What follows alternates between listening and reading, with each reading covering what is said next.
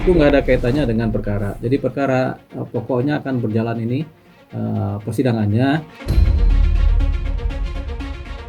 Benar kata si Kosinudin kan, mending lanjut aja lah ke persidangan supaya di pokok perkara daripada kita ribet-ribet ini, tetap hasilnya sidang juga.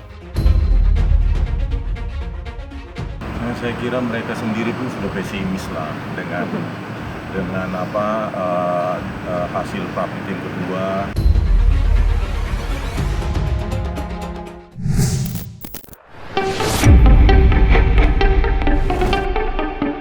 Kisah perjalanan panjang Roy Suryo mencari keadilan. Dalam kisruh fitnah ijazah palsu milik Presiden ke-7 Republik Indonesia, Joko Widodo, kembali memasuki babak yang baru. Setelah dipaksa menelan pil pahit kekalahan, lantaran gugatan pra-peradilan keduanya ditolak oleh Hakim Tunggal Pengadilan Negeri Jakarta Selatan, Roy akan kembali mempertaruhkan nasib lewat gugatan pra-peradilan ketiga. Berdasarkan kabar yang sudah beredar, pra-peradilan ketiga Roy akan membahas soal ganti rugi serta rehabilitasi namanya. Langkah yang berani ia ambil berkaca dari kemenangan di pra-peradilan perdana. Serangkaian aksi Roy mengejar keadilan tentu memancing reaksi dari berbagai pihak, mulai dari pihak Joko Widodo hingga pakar hukum di tanah air. Lantas, bagaimana tanggapan advokat Deoli Payumara? Apakah pra-peradilan ketiga Roy memiliki dampak besar? Itu nggak ada kaitannya dengan perkara. Jadi perkara pokoknya akan berjalan ini persidangannya. Kalau yang ketiga mengenai persoalan ganti rugi itu kan persoalan perdata biasa sebenarnya. Jadi nggak ada terlalu berpengaruh terhadap jalannya persidangan selanjutnya. Prapit pertama adalah penangkapan yang tidak sah dimenangkan oleh Suryo. Prapit kedua adalah masalah penetapan tersangka yang Suryo kemudian penetapan tersangka oleh hakim dianggap sah, jadi bisa disidang. Jadi dasarnya nanti pengadilan akan memperkarakan ini, menyidangkan ini adalah prapit kedua. Jadi ini sudah mulai. Dengan tegas, Deoli Payumara menuturkan hasil analisanya tentang pra-peradilan ketiga Roy Suryo yang berpotensi tidak akan berdampak besar kepada persidangan utama nanti. Analisa, Deoli seolah memperkuat narasi yang beredar yang menuding jika sederet gugatan pra-peradilan merupakan upaya pihak Roy untuk mengulur-ngulur waktu sebelum persidangan memasuki pokok perkara. Lantas mungkinkah Deoli juga merasa jika serangkaian gugatan pra-peradilan ini hanyalah upaya pihak Roy untuk menunda persidangan pokok perkara? Sampai sekarang kita belum tahu itu arahnya mereka kemana, tapi kalau secara fakta memang dengan prapit ini kan menunda persidangan utama kan. Jadi kita bisa pikiran ke situ, tapi sampai sekarang kita belum tahu arah yang benarnya mereka maunya apa tuh. Mungkin mereka maunya selamat sebenarnya dari penjara kan, dengan cara apapun juga kan. Tapi segala sesuatu kalau dikerjakan secara tidak teliti akan jadi sia-sia. Benar kata si Kosinudin kan, mending lanjut aja lah ke persidangan supaya di pokok perkara daripada kita ribet-ribet ini, tetap hasilnya sidang juga. Ya mau diatur berapa lama kan, setiap perkara prabit cuma 1 minggu jalannya, 1 minggu. Ini kan semua menghitung penundaan mingguan. Jadi nggak ada gunanya juga mereka prabit gitu. Menanggapi rencana Roy mengajukan pra-peradilan ketiga, Firmanto Laksana selaku kuasa hukum Joko Widodo pun memberikan pesan yang tegas. Firmanto awalnya mengaku menghargai upaya apapun yang kini ditempuh oleh Roy. Akan tetapi, ia juga menyetujui keputusan Hakim Tunggal ketika menolak pra-peradilan kedua milih Roy. Di mana kala itu hakim menolak seluruh gugatan lantaran merasa Roy hanya menggunakan skema pra-peradilan untuk mengulur-ngulur waktu. Saya menghargai, tapi melihat dari apa yang disampaikan dalam putusan prapit 2, maka putusan prapit 2 itu ditolak keseluruhan. Jadi tidak ada yang disetujui, tidak ada yang diberikan seperti itu, sehingga dengan demikian berkaca dengan itu disampaikan ya antara lain ya, bahwa itu dalam rangka untuk mengulur-ngulur pokok perkara. Saya pikir tentu ya kurang lebih akan seperti itu juga.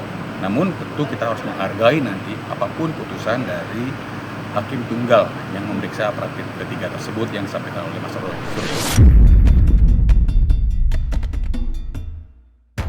Berkaca dari pandangan hakim yang ia setujui itu, Firmanto Laksana pun merasa jika hal yang sama akan kembali terjadi pada babak ketiga dalam kisah pertaruhan nasib di tahap pra-peradilan. Untuk itu, Firmanto pun menghimbau kepada Suryo untuk menyudahi segera semua upayanya kini. Firmanto berharap segera bersiap untuk berhadapan dengan pihak Jokowi dan melakukan adu bukti secara langsung di muka persidangan. Tentu, karena isi dari putusan pra peradilan keduanya demikian disampaikan.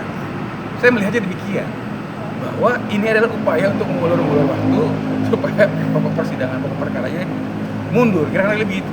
Sehingga kalau memang, sekali lagi, kalau memang mereka, teman-temanku, saudara-saudaraku Roy Suryo dan Mbak Tifa ini benar, yang bawa masuk aja langsung ke persidangan. Walaupun itu hak ya, walaupun itu hak, saya persilakan, tapi pertimbangan dari hakim di dalam putusan pra kedua yang mana dalam pra kedua seluruhnya ditolak oleh hakim dan disampaikan dengan pertimbangannya bahwa ini adalah upaya mengulur waktu, kurang lebih gitu ya.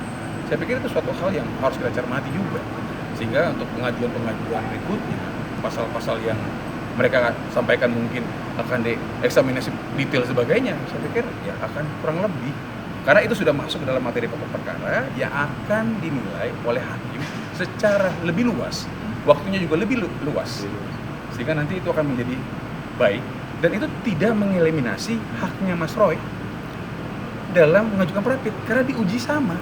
Itu penting disampaikan. Senada dengan Firmanto, Rismon Sianipar, selaku mantan rekan Roy Suryo yang kini merapat ke pihak Jokowi, juga menuturkan hal serupa.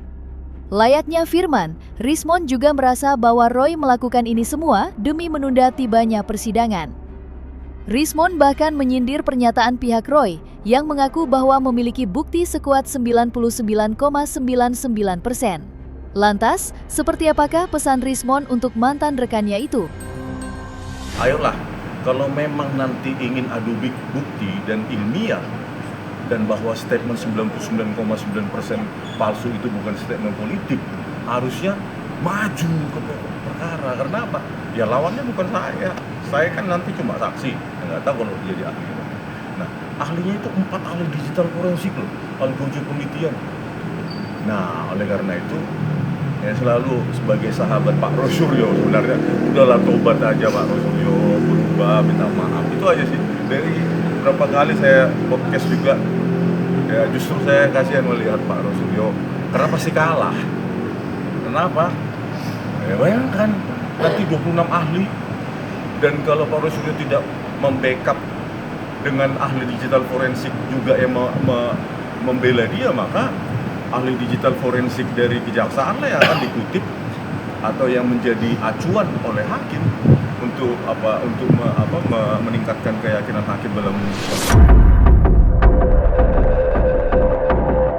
Tak berhenti sampai di situ saja. Ketika ditemui awak media beberapa waktu lalu, Rismon Sianipar bahkan membuka fakta yang tak kalah mengejutkan. Pasalnya, Rismon merasa jika pihak Roy Suryo kini sudah mulai pesimis dengan laju peradilan. Mengejutkannya lagi, Rismon juga melempar sindiran pedas ke arah pihak kuasa hukum Roy. Ia menduga Roy kini sudah dikompori oleh pihak kuasa hukum sehingga terus mengejar upaya pra-peradilan. Saya kira mereka sendiri pun sudah pesimis lah dengan hasil pra-pid yang kedua, dinyatakan hakim bahwa tersangkaan Roy Suryo itu tetap sah. Saya kira mereka sudah tidak punya moral energi lagi, moral kompas lagi. Jadi kalau sudah seperti itu, ya saya juga tadi melihat ekspresinya Pak Roy sebenarnya sudah sangat pesimis, tetapi kan pengacaranya bisa jadi kompor. Ya, saya justru kasihan pada Pak Roy Suryo ya, di situasi sulit seperti itu dia tidak mendapatkan masukan lain selain dari pengacara-pengacaranya ini yang ya kita nggak tahu agendanya apa. Apa yang dituturkan oleh Rismon Sianipar kemudian turut digaungkan semakin kencang oleh beberapa pihak. Salah satunya Djamada Girsang selaku kuasa hukumnya, serta relawan Jokowi Elida Neti. Layaknya Rismon Sianipar, Djamada dan Elida Neti juga memberikan pesan tegas bernuansa sindiran pedas. Lantas, seperti apakah tanggapan Elida Neti dan Jahmada Girsang soal upaya pra-peradilan ketiga Roy Suryo? Oke, KUHP memang memperkenankan itu. Tapi jangan lupa, kalaupun KUHP memperkenankan praktis untuk ganti rugi dan rehabilitasi, jangan lupa kalau ganti rugi itu jika tersangkanya itu dibatalkan, sehingga mereka bisa mengajukan ganti rugi. Jadi sebenarnya nggak konteks. Menurut saya sih udah pasti kalah lah kalau prapit ganti rugi dan rehabilitasi. Maupun berulang-ulang dia prapit, karena yang dipersoalkan dalam prapit itu sudah nebis ngidem, sudah itu ke itu. Ketika dia dibilang dibatalkan atau diterima atau ditolak tentang ketidaksahan penahanan, bukan penangkapannya yang tidak sah, penahanan, dan dia kan tidak ditahan, ditangkap, dibawa ke rumah sakit, diserahkan. Ternyata dia tidak ditahan oleh jaksa yang sudah clear. Nah, makanya dianggap tidak sah ditahan. Dia tidak ditahan, di mana tidak disahnya. Dan dia minta rehabilitas. Rehab itu kan memperbaiki nama dengan nilai uang. Itu nama siapa yang diperbaiki? Dia kan masih tersangka. Sah dia masih tersangka. Itu putusan dari pengadilan prapit itu, hakim tunggal.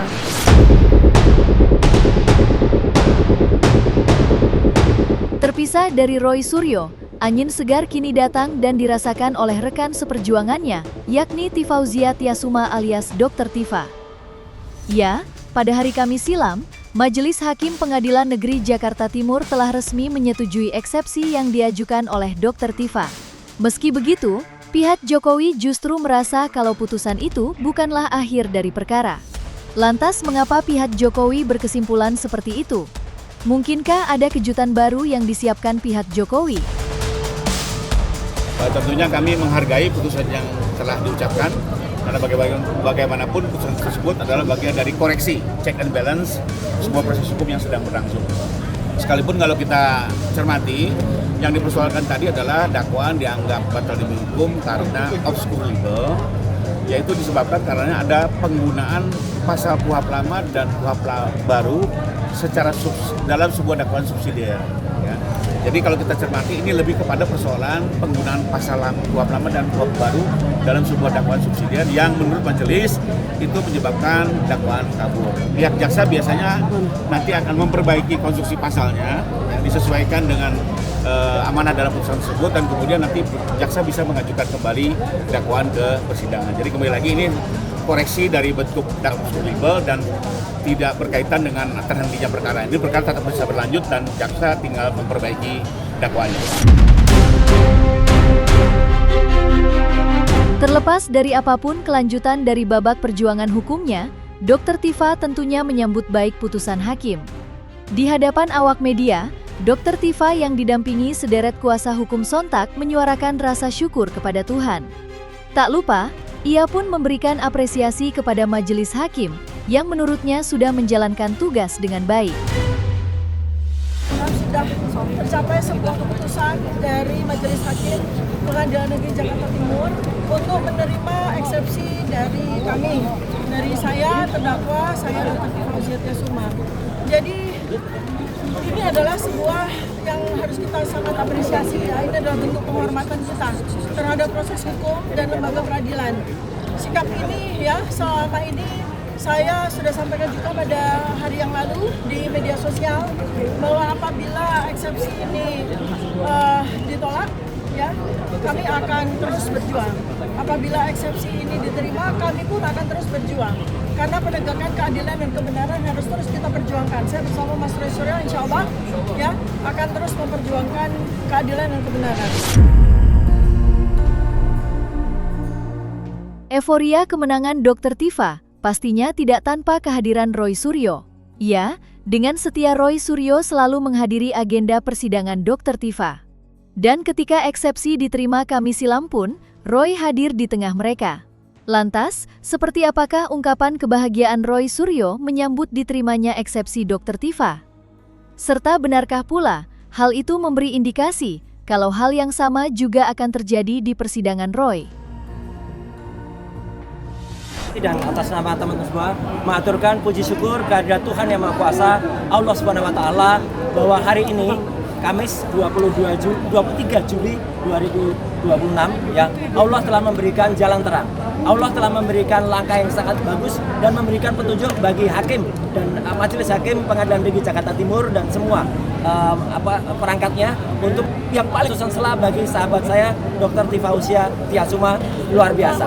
Allahu Akbar. Yang kedua, saya mengaturkan selamat kepada tim hukum Dr. Tifa, luar biasa. Tim pembela Dr. Tifa ini sangat luar biasa. Dibawa Pak Al-Katiri, Pak Wirawan Adnan, Pak Lutfi dan semuanya ya. Ini perjuangan Anda itu luar biasa. Jadi inilah adalah perjuangan yang benar-benar berdasarkan ilmiah, berdasarkan ilmu hukum dan itu tidak terbantahkan sampai dengan ini. Meskipun awalnya tentang soalnya kompetisi relatif itu ditolak, tapi itu tidak mau. Yang paling penting dagingnya ini. Jadi ini perkaranya berhenti. Yang ketiga, perkara ini adalah gugatannya sama dengan yang saya terima. Ya, jalannya juga sama, dakwaannya juga sama, sehingga di Projo DKK. Ya, dan kawan-kawan. Sehingga insya Allah kalau memang hukum itu lurus ya, ini tidak hanya menjadi presiden, tapi menjadi jurisprudensi. Jadi putusan dari Dr. Tifausia Tiasuma ini akan kemudian nanti harus berlaku juga untuk kemudian kasus saya. Meskipun saya tetap harus menjalani persidangan dulu, kemudian kita masukkan gugatan yang sama.